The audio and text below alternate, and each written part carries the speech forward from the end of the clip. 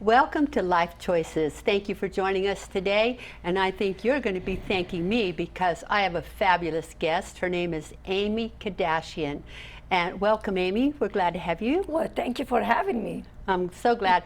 Aimmee is the author of a book called Tears of Hope, which is her life story, and it's an incredible book. I'll never forget when I got my first copy, I was getting on an airplane to go back east, and I was praying all the way there that the flight would be a little longer just so I could finish the book on the plane. And sure enough, I did. It was like a 6-hour flight, and I read the book the entire time. It was amazing. I'm sorry that you had to live some of the life that you had to live, but thank you for writing such an incredible book. Well, thank you for taking the time to read in it, really. Yeah. So, Aimmee, I understand you only have a 4th grade education. Correct. And by having only a 4th grade education, how did you write such an incredible book? Well, I don't think when you write from the heart, you don't need education, you know, because you really, I'm not a writer, but I am, I was telling the story, the journey that I went through throughout my life and the experiences and the 1975 Lebanese Civil War and how I grew up with dyslexia and how, you know, my brother... well, just tell us a little bit about 1975 Civil War and what happened to you and your brother. Okay. Well, it was just the beginning of the Civil War in Lebanon. And my family wanted to flee to Egypt. My father had the meeting in the living room, and we were discussing like we're gonna move from Lebanon. And I was so excited because I was held back at school because I had dyslexia. They didn't know I had dyslexia. They were calling me that I was lazy and I didn't want to study. I knew I wasn't lazy, but there is something not right with me in reading and writing. And it was an opportunity for me to really change my school, change my life, kind of. Mm-hmm. And I was so excited. It was for a long time that my family really get together in the living room, having a meeting, and I was feeling so good about it. Each one of my family left the room, and I was with my older favorite brother, Robert. He was 20, and I was 12 years old. And I was having a great conversation with Robert, telling him about the school, and he said, what do you want to become when you get older? I'm like, okay, he's interested about what I want to do in my life. No one asked me this before. No one was interested. Everyone was calling me names that I'm not going to be anything and lazy and all that stuff. And I told him I want to be a teacher or lawyer, and he said, why? I said, because I want to help others. I want to make sure I will be the teacher that other people feel good about themselves. Yes, so they don't put them down. They don't treat other people like you've been treated. Exactly, because I was so in pain of put down around other classmates. Right. And he looked at me and he said, I'm going to help you to become a teacher one day. I said, well, I can't even graduate from my class. This is just not going to happen. He said, I promise you, I will help you to become a teacher one day. So I was so excited, and he needed to get out to the kitchen to get his tea. And, you know, as selfish me, I said, well, you're not getting up because I want you to sit here because I don't want him to get up and lose the conversation, right? And I said, I'll get up and get your tea. And so I got up, I looked at him, and he smiled at me. He had beautiful eyes. And I took just one step towards the kitchen, and I heard a loud sound.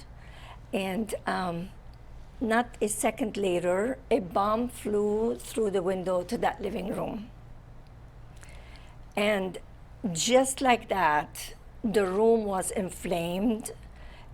All I could see, I turned around, all I could see Robert's hands. No.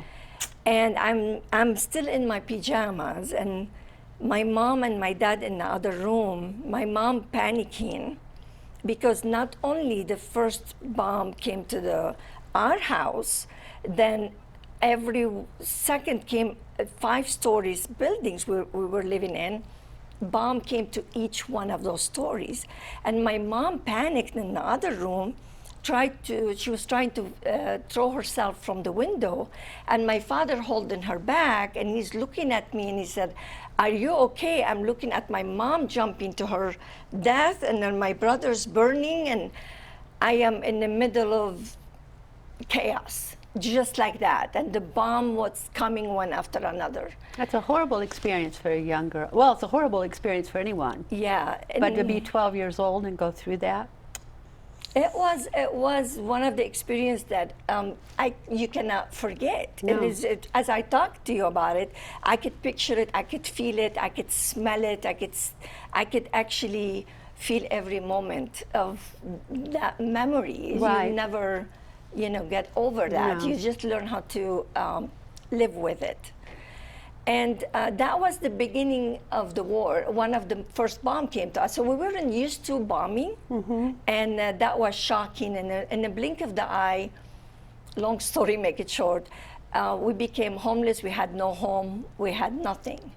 And my family separated from, we stayed in different houses, and we couldn't stay together anymore. That was the last meeting we had together as a family. And then they had to put me in a mountain with my 6-year-old brother, where I had to become his mother now, because he was me and him. Right. And that's a lot of responsibility I at had that to take age. responsibility and be the mother for him. What happened over there is that when my parents left me in the mountain, I felt I'm never gonna see them again. That's it. When they left in a car, my heart went with them. And I felt, I'm never gonna see you again. Where are you going? You're leaving me here. But, so I had to stay there for like 3 months. We were cut off from the Beirut because we were in the mountain.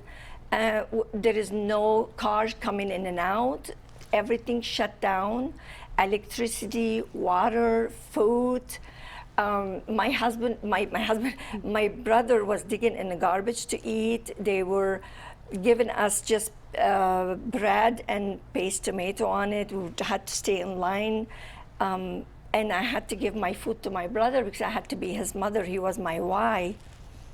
And it was, the most difficult was that I just lost my brother. Now I'm responsible for my 6-year-old brother. And at night, I'm getting up in the window and I see the bomb flying from one area to another. And each one of those bombs, I'm thinking, that's probably killing my mother, my father, my family. How am I gonna see them again? So I was dealing with grieving. I actually chose to wear only black. Like I had a black shirt and the pants. I was washing them and wearing them because I wanted to be respectful for my brother and sad about it, So I had to deal with that, and but through that, I had to find the courage to overcome and stand up. And I was afraid, I was scared, I was down. I didn't know how to deal with it. So I surrendered. One day I sat on the bench in the playground. It's a big tree behind me, and I sat on that bench. I still remember, and I put my back on the tree, and I looked up, and I just surrendered. And I said, I was crying and tears coming down, and I said, okay, I am scared. I am afraid. I don't know what to do. I'm alone, I'm feeling dark, I need help. I gave in. I can't I can't handle this. And just when in the moment that I really surrendered, I felt light filled me. And I felt filled with light. And I felt something special really helped me to lift me up. Asking God for help and surrendered to that, I was able to be guided and filled with the light. And since then, anytime I go through any hard time in life, I use the same kind of techniques. I surrender and ask for the guidance and ask for the help. And that helped me to go through the rest of the story that you read. Yes. Because that was only the beginning. That was only the beginning, yes. Yeah. And the rest of the story, we'd have to have 4 or 5 of these shows for you to explain it to people. But I understand there's going to be a movie that's Yes. going to cover all the rest of the story. Yes, and also a secret that I never told for over 50 years. So you want to tell the secret now, or you want to wait for the movie? Well, you're good in getting something out of me. So since I was 7 years old, I was sexually abused and physically abused and bullied by one of my brothers. Nobody knew about it in my family until I was 33 years old when I told my mother. I told my husband, and he encouraged me to tell my mother, and then my other brother. That's before I wrote my book. But I never wrote it in the book. I never had the courage to say anything about it. I wrote in the book that he used to beat me, but I didn't write that he used to sexually abuse me. And the reason he used to beat me because he felt frustrated, I believe, and he wanted to take it out. That's what happened. And I think he was so close to my mother. And anytime my mom and dad had any kind of fight and my mom goes to her mother or had any separation, my brother didn't like it. So anytime my mom is not available or down or any of the stuff, he took his anger out of me. And his beating wasn't just slapping. It wasn't normal kind of beating. Neighbors, they used to come and knock on the door and say, "What's wrong? We're hearing you cry, we're hearing her cry." And he used to say, "Well, she's not listening and she needs to learn how to behave." He used to be a teenager, he's 6, 7 years older than me. So he was teenager, 13, and I was like 7. And that took all the way to when I get married at 14. And that's why one of the reasons why I get married, the first reason is my mom couldn't take care of me. She couldn't feed me. And emotionally, she couldn't handle to take care of us because she lost basically her emotions after losing Robert and losing everything. And financially, she wasn't able to take care of me. So she said the best thing to do is to get married. He's in a better financial, you'll have better future. And I wanted to get away from my brother. So that's 3 what you days did. after my 14th birthday, I was married. Do you know, when we hear this, it's almost unbelievable to think that a child who has dyslexia, who's been bullied in school, who has lived through a war and had to go live in the mountains and take care of her younger brother, and also had been sexually abused for 5 or 6 years when that bombing had happened. You know, it's almost unbelievable. But the really unbelievable part is how you've come through it. And the fact that you can share this story now, because there are so many women that have been sexually abused that they have never told that story. Did you never tell it because you were trying to protect your mom, protect your brother, or were you ashamed? The combination. All of those things. The combination. I did not want to. We're all proud of our family, and you don't want to put down your family. That's one thing. My brother passed, the second one, Ely, and my mom, she's no longer here.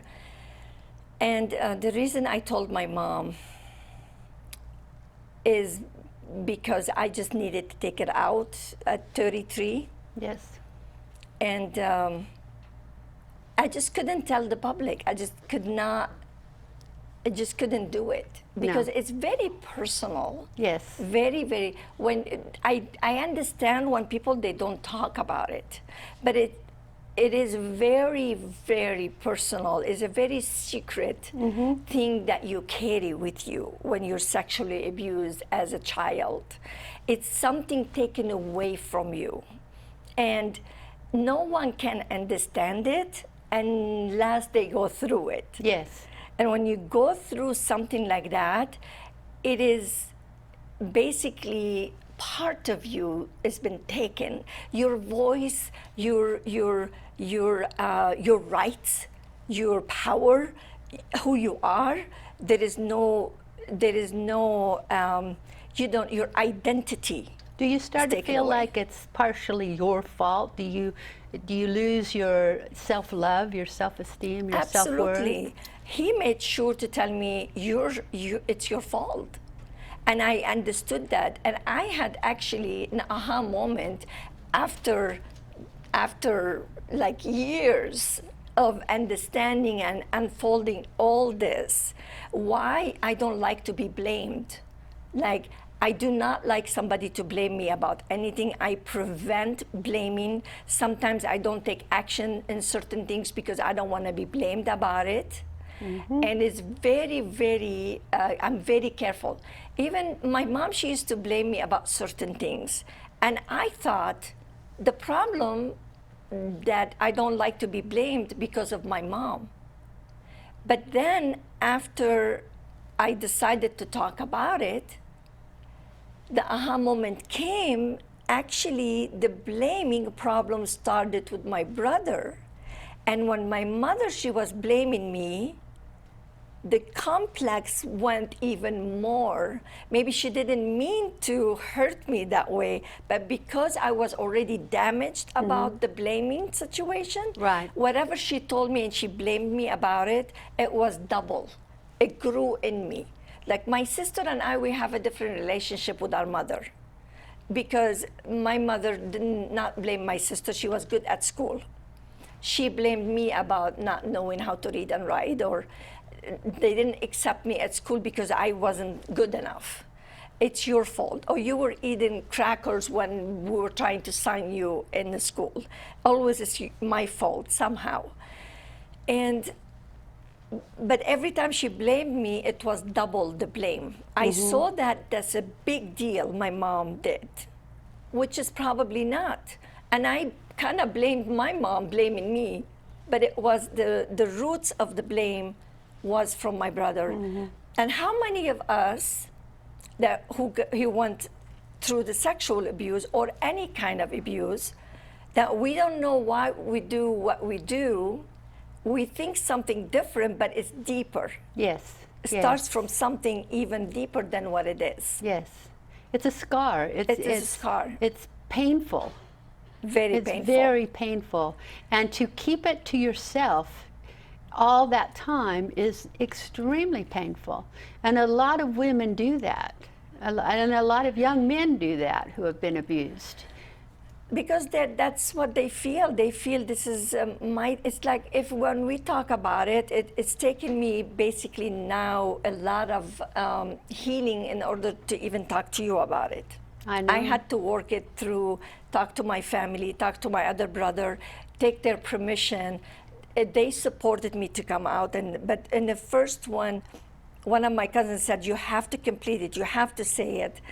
I'm like, no way, I'm not gonna talk about this. It was 2-3 weeks that I had to really work through my emotions before I agreed to say yes. Now, you rewrote the book. Have you included this story in the book? Yes. And I think a lot of people are going to want to read this because it will help them to realize how they can heal. That's why now I'm justifying, right? You say justifying. I'm justifying why I could say it now. 15 years ago when I wrote the first book, I didn't justify why I'm gonna write it. I just couldn't understand it. But now I'm giving it a reason.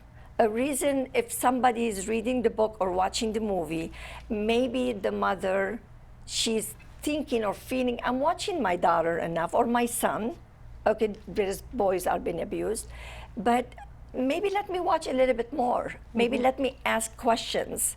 Maybe let me pay more attention. I'm a good mother, but let me ask more questions. My mom didn't ask more questions. She didn't pay more attention. She was a good mom, but she didn't ask more questions, right?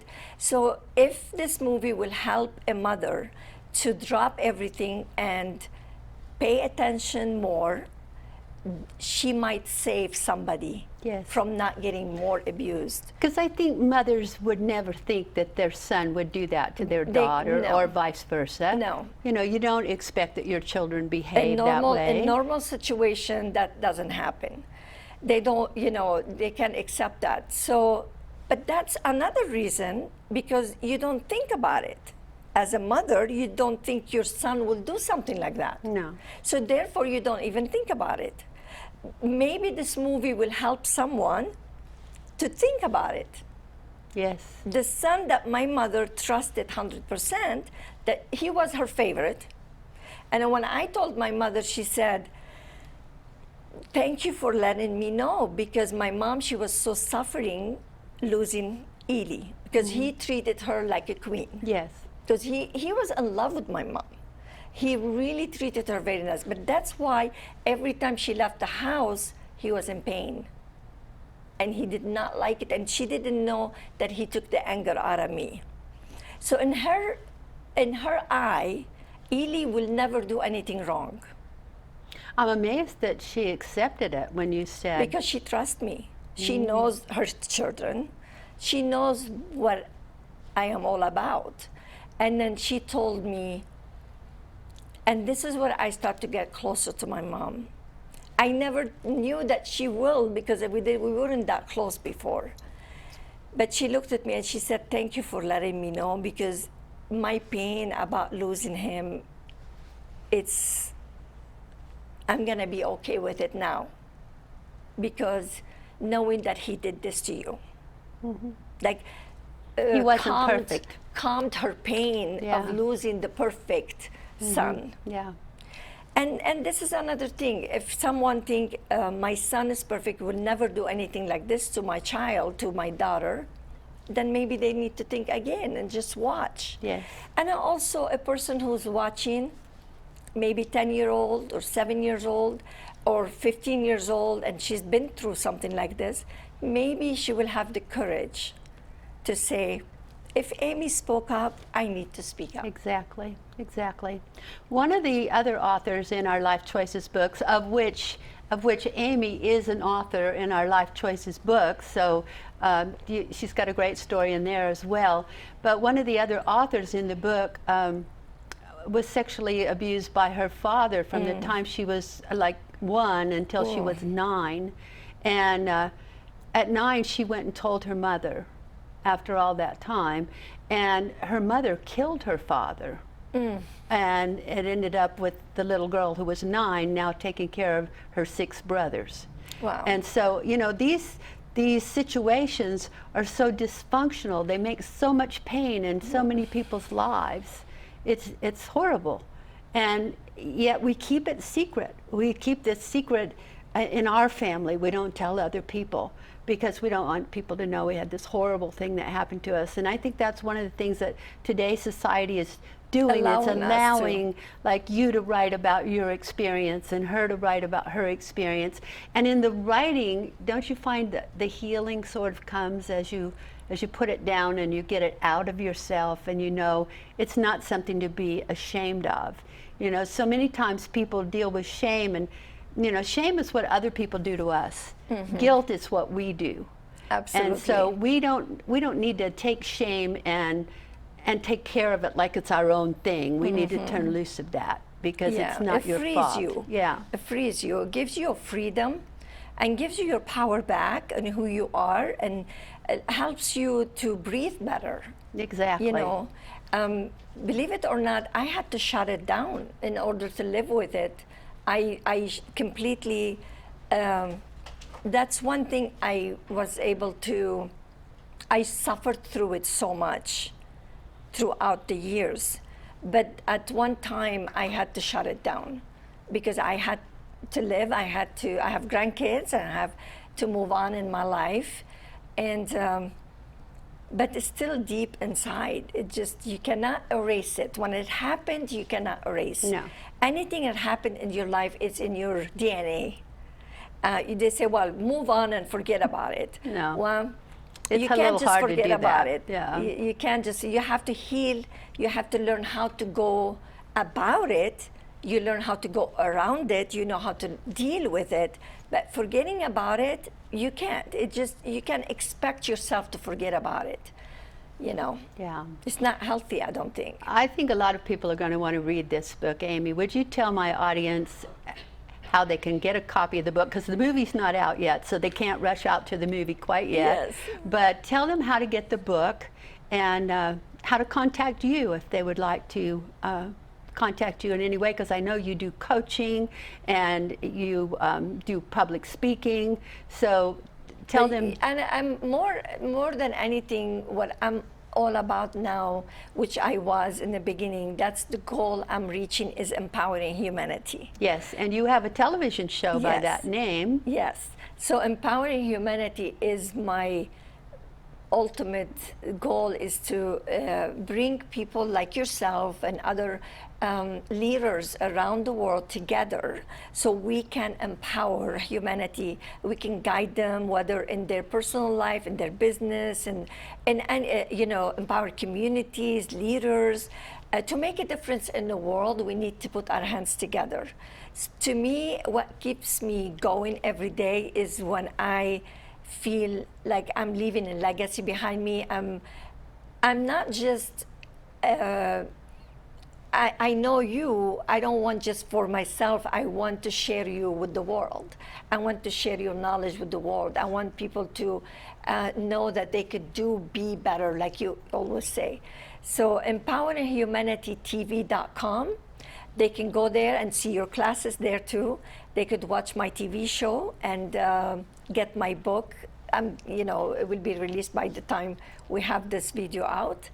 And they could find everything they want about what I'm doing and what other authors and speakers are, the community coming together. Yes. To help the world to be a better place. So, Well, I think you've left another legacy, even though you're still here, because to be where you're from this war-torn country, from dyslexia, from all the problems you've had, from being abused, to becoming an author, a television show host. You produced and directed one of my shows for a couple of years. You've produced and directed Stephanie Thompson's shows. I mean, you've done so many incredible things that people with a lot more education and a lot less pain have not done. You've done all these things. You've gone ahead. You've moved ahead. You've helped so many people. And I just think that people need to know what an incredible human being you are. Thank you. Well, it's true. You've played a major role in my life for about 12 years, and I know you've done that for a lot of other people as well. And so I just wanted to introduce you to my audience because they need to know you. They need to know about you. They need to buy your book. They need to go to your movie. They need to watch your TV shows. It's important. So Aimmee Kardashian, thank you for being here with us today and for sharing, because I know that wasn't easy. And we really appreciate it. well, thank you for being Who I being am. in my life. You know, you have done a lot for me too, and you trusted me, and you always believed in me, and I appreciate every word you have told me throughout these years. You have done a lot more than you think you have. Thank you. So Thank I you. appreciate you. Thank you. And thank you for being with us today. I hope you learned a lot from this session. I know I always enjoy when I have time with Aimmee. She's an incredibly special person, and I think after you've watched this show, you probably feel the same way about her. Go and find her book. It'll probably be on Amazon very soon, the new edition of it. And I have an old edition. If you can't find one, let me know. And thank you for being with us, and make good choices. Choices. We have choices. They are the source of the success in our lives. When things happen to us, we can choose to believe they happened for a reason. We can discover opportunities in the most difficult experiences if we are willing to look for them. It is what we choose to think about each experience that determines how we respond to it. How we respond determines whether or not we find richer, more purposeful, more joyful lives. We are the only ones who can choose our attitudes and the principles that we live by. Choose well, my friends. Choose well.